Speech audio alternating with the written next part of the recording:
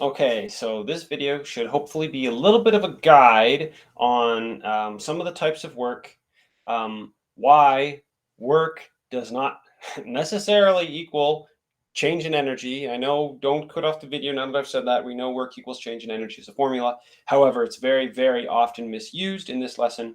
And so I'm going to go over kind of some of the precautions with that. Because this is linking when we learned about the work energy theorem that work is change in energy. When we learn about these different types of work, we try to figure out, well, how are we supposed to know what the change in energy really is? For example, here on the right, you can see work equals force times distance. Well, do we use net force or do we use applied force? Both of them obviously will yield a different amount of work. And so was your change in energy the one with the F net, or was your change in energy with the one force applied? So hopefully we're going to clear up all of that stuff here in this video. I hope it doesn't take too long. So there are generally two that we look at in any of our questions: work done against friction and work done against gravity. We're going to start with friction because gravity is more complex because, yeah, I'll explain that when we get there. So work being done against friction. Here we go. So what our basic scenario that we set up is a box sliding to the right. Or yeah, a box is going to be sliding to the right. We're going to be applying a 10 Newton force to this box, and the box is going to slide for a distance of 10 meters. I'm just picking nice numbers so I can calculate stuff in my head. And so we can ask ourselves, well, how much work is done on this box? We know that work equals force times distance, and therefore work equals 10 newtons times 10 meters. And of course, lo and behold, 100 joules of work is done. And we can say, okay, work equals change in energy. So how much did the energy of the box change by? Work equals change in energy, therefore change in energy equals 100 joules. And we say, okay, since this box is sliding on the ground, it's not going up or down, there's no change in gravitational potential energy at all, it's simply just kinetic. We know that the change in energy is 100 joules, and that's all kinetic. Now, if we said this box was starting from rest, then this force was applied over 10 meters, we'll find that, okay, change in energy equals energy kinetic final minus energy kinetic initial. And I've already said we've started from rest, which means the initial velocity is 0, which means this entire term is 0, and therefore there's no reason to subtract 0 from your final kinetic energy. And so we can solve for what's our final kinetic energy. And so this 100 joules change in energy equals half m. I'm going to make a mass of this box. I'm going to make this 1 kilogram because I like easy numbers, times v squared. When we solve for v, we will come out with that the velocity is approximately 14 meters per second. And most students would say, great, I have my answer. Work done was 100 joules, therefore it's only change in kinetic energy, therefore our change in energy is 14 meters per second. However, that is only the case if the object is on a frictionless surface. I know I didn't specify in this question that there was friction. However, typically, if they don't tell you it's frictionless, you assume there's friction, even if we can't calculate it. In which case, what we need to consider is, once I started pushing this box, if I let go of the box, what's going to happen? Well, as soon as I let go, friction is going to be slowing down the box until it causes it to stop. The force that I am applying on the box is essentially not letting it slow down. So friction is trying to slow down the box. The force I am applying is not letting it slow down. So some portion of my force is being counteracted by the force of friction. So let's, for example, pretend that there is a force of friction of 10 newtons on this box. If you're, really remembering your stuff from Unit B, you'll remember, oh, well, 10 newtons one way, 10 newtons the other way, F net equals 0. Therefore, if F net is 0, there's no acceleration. Therefore, there's no change in velocity. And therefore, this can't be right. And you're absolutely correct. I went over that real quick, so let's look at it here. So F net equals force applied minus force of friction, which means F net equals 0. Which means 0 equals mass times acceleration. 0 equals 1 kilogram times A, solve for A, and of course you'll learn that A equals 0, and therefore there's no acceleration happening, in which case we've already calculated that there's 14 meters per second, like our final speed, but now we're saying we're starting from rest and not accelerating.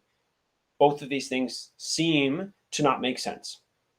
And it's all about what this work equals force times distance is telling us. So here, this is the amount of energy we are putting into the box. It's not necessarily increasing its energy.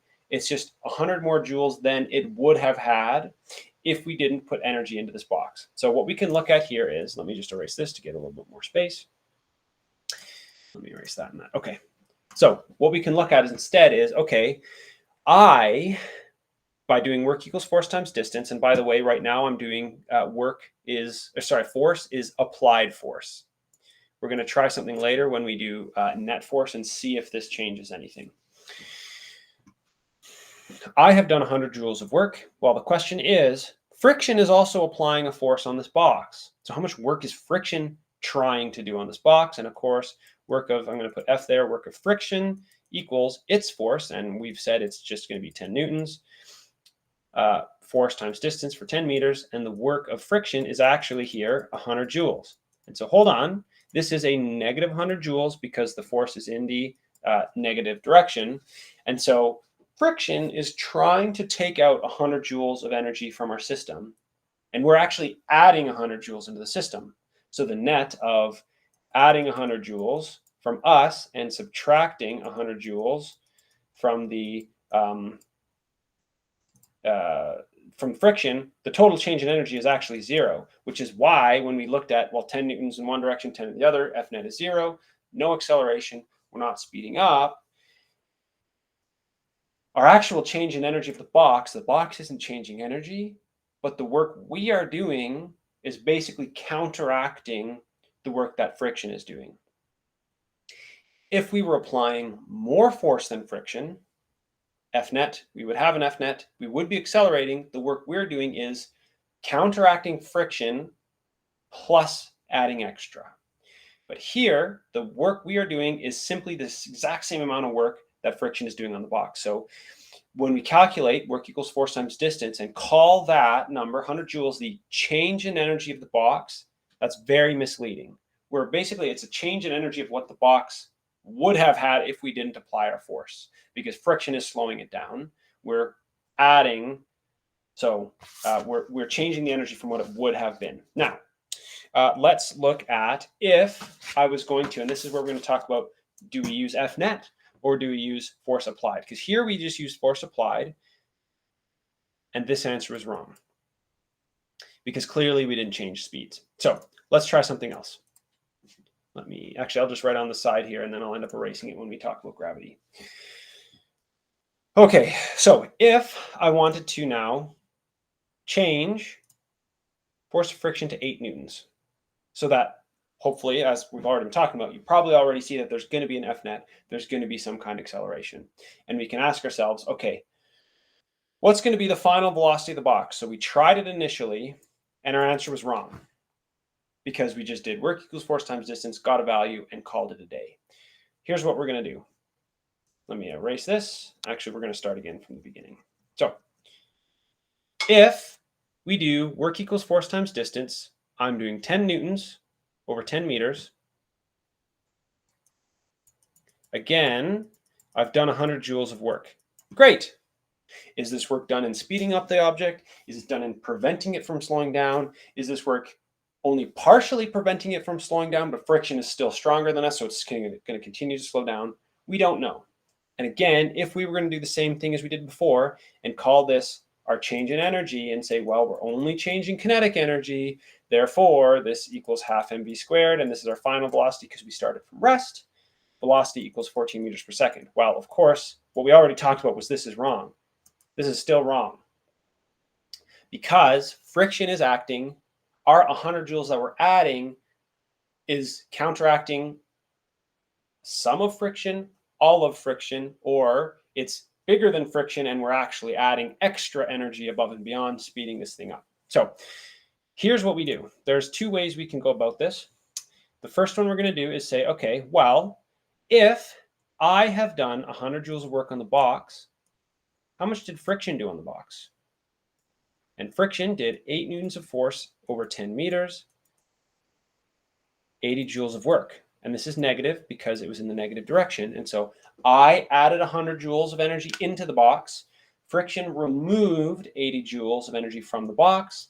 And so if I added 100 and they took away 80, of course, our net is a positive 20 joules of energy. Okay, so this is officially our change in energy of the box. And we know, again, we're only causing the box to speed up, like we're causing it to speed up. And so since it started from rest, it equals half VF, our final velocity squared. Our mass, remember we said, was 1. And so when we plug all of this stuff in, we get 20, 40. So square root of 40 equals 6.3.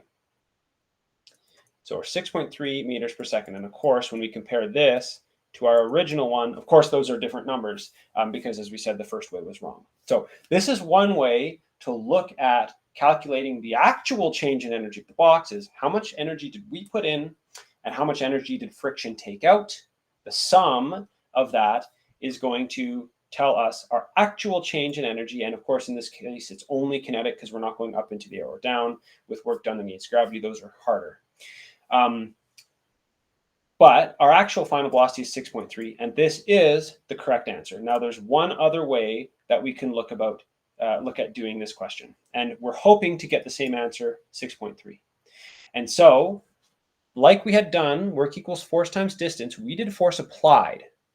Remember, force applied is subtracted by force of friction, which is why we found basically work applied minus the work of friction. If instead we want to consider using the F net on the object, remember F net is related to mass times acceleration. Oh, accelerating an object means changing its kinetic energy. And so if we did work equals F net times, oops, that should be a T, not a D, F net times distance, what do we get? Well, F net equals 10 newtons minus 8 newtons equals 2 newtons. Great. So work equals 2 newtons times 10 meters. And we get the total work done here is 20 joules. And then if we see below, after we consider the work that we applied to the box and the work that friction had done, the overall net work that was done was 20 joules. Well, remember, since now we're using F net, we found this, which equals mass times acceleration. We can prove that this 6.3 meters per second is correct by saying, well, if I had a net force of 2 newtons and this went over 10 meters, we can use our kinematics formulas. VF squared equals VI squared plus 2AD. We know we were starting from rest, so that's 0 plus 2. Our acceleration was 2, and we went over a distance of 10 meters. And that equals VF, and we'll square root both sides. And of course, that equals the square root of 40, which was exactly what we did here. We multiplied up the 2 to get 40, divided off 1, which does nothing, in square root of 40. So it turns out final velocity here equals 6.3.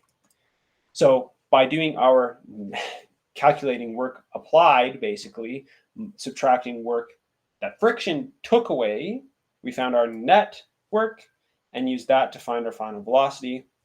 Compared with now, we just found our acceleration because we knew what the net force was, found acceleration, used acceleration to find the final velocity, and we got a new final velocity as well, which is the same as the one we calculated before. So when you are using the applied force is, in general, the amount of energy you have added to the box. It doesn't mean the box is increasing energy or decreasing. It just means you have supplied some. So just for a quick example, then we're going to move on. If force friction was 15 newtons, you are applying 100 newtons to the box. Friction, 15 times 10 to find the work, equals 150 newtons. So even though you're adding 100 joules to the box, we would say work equals change in energy. I've added 100 joules. The change in energy is 100. Well, no, because friction is actually taking away 150. So the overall work that's being done is negative 50 joules and the box is actually losing energy instead of gaining. Now, of course, this situation would only work if the object was moving initially. I know I had set it up as it was at rest, but if it was already sliding and friction was greater than my force I'm applying, it's losing energy, even though when I calculate my work done, it feels like it's gaining 100 joules. Nope, you're adding 100 joules to it, but you're not necessarily increasing its overall energy by 100. You're just kind of negating some of the friction effects. So this is work being done against friction. Force applied is going to tell you how much you've added. When you use the F net is related to acceleration. This will refer to your change in speed. So this is a fair bet to use if you're trying to see an object sliding on the ground and what's its velocity change or final velocity or whatever. F net is referring to velocity, and so you can go about it this way. Okay, now let's look at work against gravity. This one is harder. Okay. Okay, let me just erase all this, get as much space as I can. Okay, work against gravity. For the sake of all calculations here, I'm going to be just using G as 10 meters per second squared instead of 9.81 because I don't have my calculator at home. I just have my phone calculator and I hate it. So I don't want to be messing around with bigger numbers because I hit wrong buttons on there all the time. So G is just going to be 10 just for this. Of course, in all your calculations, do 9.81. So consider a box that is falling. This box also weighs 1 kilogram. Again, I like easy numbers that I can use, calculate in my head. And so we can ask ourselves, if I want to do work against gravity, I'm going to be doing work in the opposite direction of gravity, and I'm going to try to stop this thing from falling. So let's say you had a glass ornament on your shelf and it fell off, and you're trying to reach out and grab it and stop it from falling.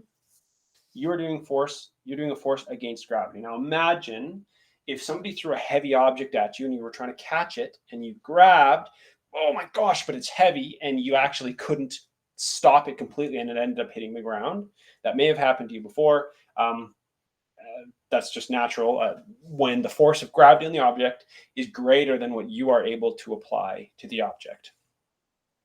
Or if you have, let's say, just a scenario here, you're standing here, here's like a tree, it's got a tree branch, and you're like holding a rope, and there's like a heavy object on this side, and it's falling down, and you're trying to prevent it from touching the ground, and so you're going to pull back on the rope, but you're not strong enough, and the object is still going to hit the ground.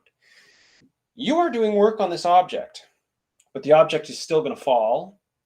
And so now, just kind of having set up what this scenario is going to look like, an object is falling. 1 kilogram object is falling, and you are going to try to prevent it from falling. And let's say you're strong enough to supply 5 newtons of force up. Well, what's the force of gravity down? Well, mgh, sorry, that's that's potential energy. Force gravity equals mg. M is 1 times 10, because that's the value I'm just going to use for this, is 10. So the force of gravity is 10 newtons down, and your force applied is 5 newtons up. And so hopefully, as you can already see here, we're not applying enough force to lift the object. It's going to fall. If we did our traditional, well, I know work equals force times distance, and that's going to be the overall change in energy of our object, work would equal, and let's say this thing fell for a distance of 2 meters. Work equals 5 newtons that I applied times 2 meters. And of course, the work done is equal to 10 joules. And this is negative because I'm applying a force in the opposite direction to motion. Here we would be saying the entire change of the box is 10 joules. Well, consider what this box's movement is. It's falling, so it is losing potential energy. And the question is it gaining kinetic energy or not? Because if it's losing kinetic energy, which would mean we're slowing it down, which would mean we're applying a force that's greater than the force of gravity, we're slowing it down, F net is in the up direction, it's going to slow down and stop, that would be fine. Of course, here you see I crossed out the 5, so it turns out it's not that way. F net in this case is down. And so this is actually accelerating down, right? F net equals force of gravity minus our applied force equals 5 newtons. And of course, this is in the down direction, which means it's going to be F net equals mass times acceleration. We can actually calculate its acceleration right here. Divide by mass, which is just 1. So acceleration equals 5 meters per second squared. And so here we could ask ourselves, what's the final velocity of this box after it had fallen 2 meters? Well, we know it's accelerating at 5 meters per second squared. We can do the exact same kinematics formula as before. Vf squared equals vi squared plus 2ad. Let's say it was falling from rest and begun to speed up. So this is 0, 2ad, acceleration is 5, and distance was 2 meters. So 2 times 2 is 4, times 5 is 20, and then Vf squared equals 20, so square root both sides. Vf equals whatever that is, square root of 20 is 4.47 meters per second. This is our final velocity of the block. If we had done it the other way with our just traditional work equals force times distance, plug in whatever work we did 10 joules, and we would have said 10 joules, and I know it's negative, so that even makes it more obvious that we wouldn't be speeding up, even though, as you can see from the forces, we're clearly going to be speeding up because F net is down, whereas this is telling us the work applied is actually going to be slowing us down. We would have done 10 joules equals change in kinetic energy. If it's starting from rest again, it's just going to equal the final kinetic energy. So half m v squared. And actually, this is getting us the exact same value because it's going to be square root of 20 again.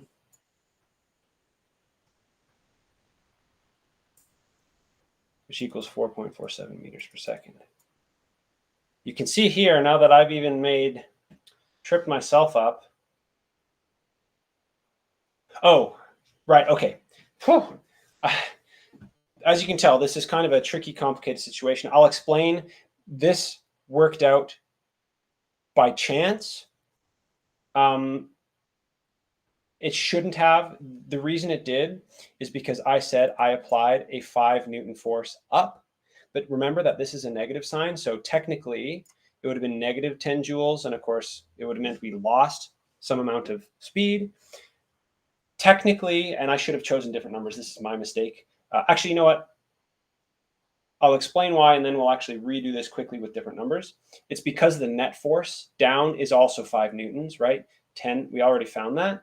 And that has to do with mass times acceleration. So F net has to do with acceleration, which is what we did in the work against friction. When we put in F net, it yielded our final velocity because it had to do with acceleration. Whereas when we put the applied force, so technically, I tried putting in the applied force here. However, the applied force is the same number as the net force, except it was negative. So technically, it still doesn't work because it's a losing energy, where we would have started at 0 and went up to 4.47, which doesn't make sense. So let me just quickly change some numbers. I'm going to change this to 6.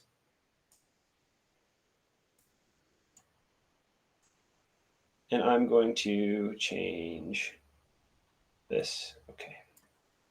F net, or acceleration, equals 4 meters per second because we were applying 6 newtons up.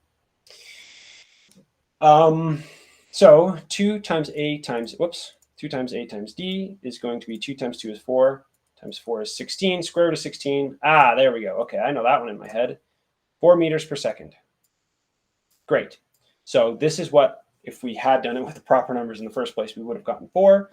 Now in this other one, when we're trying to do the force applied, we're going to plug in 6 newtons times the 2 meters we fell, which equals 12 joules. Remember, it feels like, for students who are just beginning this, it feels like we've done 12 joules of work. We've changed the energy of the box by 12 joules. Remember, though, the object is falling, losing potential energy, and potentially gaining kinetic energy. This 12 joules describes all of that. And so if we just assumed this 12 joules was all speeding up, I know it's negative, so it should be an indication that it's not speeding up. But if it was, we would be doing multiplying over the 2, square root of 24, which is going to be 4.9 or whatever. I could plug it in. I don't know what it is. Square root of 25 is 5, so it's almost the square root of 25. That's why I decided it's this number. And obviously, you can see these numbers are different. And so we can't use the force applied up to figure out the final velocity just like that. However, the applied force that we did is also interacting with the change in potential energy. Whereas on this side, we calculated the acceleration and found the final velocity of the object, or we could do work equals force applied. Sorry, I don't mean to say applied, I meant to say net. F net times distance or displacement, sorry. F net is, it's 4 joules here, or 4 newtons here, right, with our new F net, 10 newtons down, 6 newtons up. So it's only 4 down times 2. The work done, the net work done is 8 joules. And we can say, what would our change in energy be? 8 joules equals half m, which is 1 v squared. Multiply over the 2. 16 joules equals v squared. Of course, square root both sides, v equals 4. So notice this is the same here.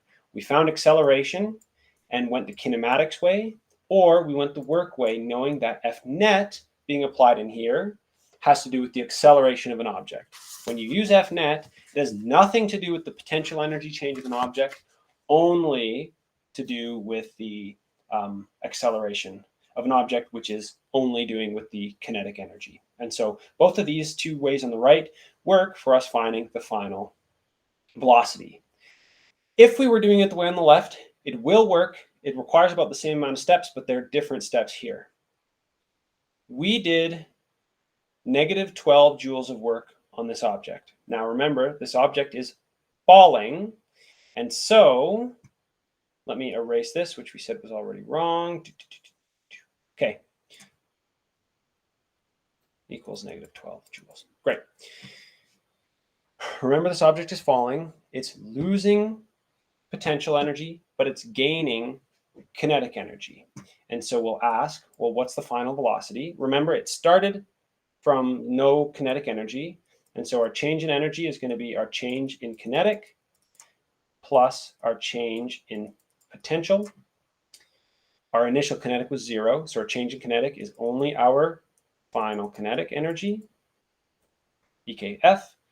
And our change in potential energy is mg delta h. And so our height we fell was 2 meters. And so our EK, let me scroll down a little bit more, and we're just wrapping this up here in a sec. Our EK final is half mv squared. We're trying to solve for v here. And our mgh is 1 times 10, which was our acceleration due to gravity, just for the sake of keeping it easy here, times the change in height, which was 2 meters, and it was negative 2.